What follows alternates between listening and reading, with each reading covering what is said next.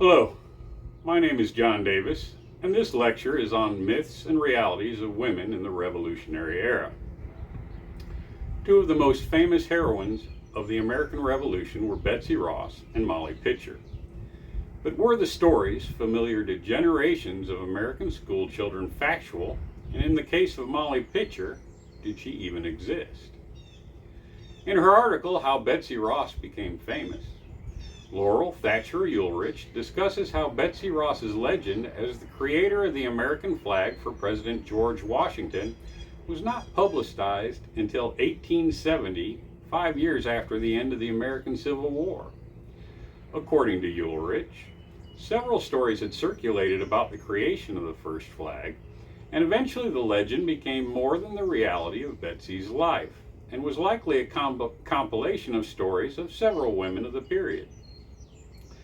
This desire to present believable heroines of the American Revolution resulted in the even more amazing story of the creation of the legend of Molly Pitcher. In her Smithsonian Magazine article, Molly Pitcher, the most famous American hero who never existed, historian Cassandra Good discusses many activities you could undertake in the Monmouth battlefield area dedicated to Molly Pitcher, to include visiting a monument to the heroine herself on the battlefield.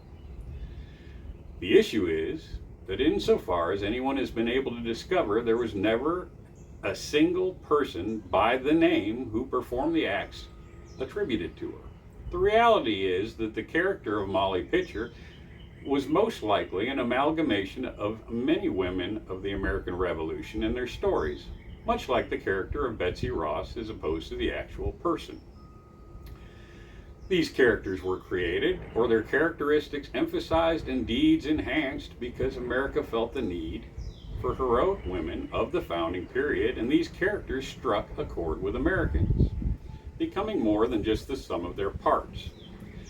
This is not to say that there were not actual women who undertook heroic acts during the Revolutionary period, to include women like Mary Ludwig Hayes Macaulay, who by most accounts was probably the inspiration for the character of Molly Pitcher at the Battle of Monmouth.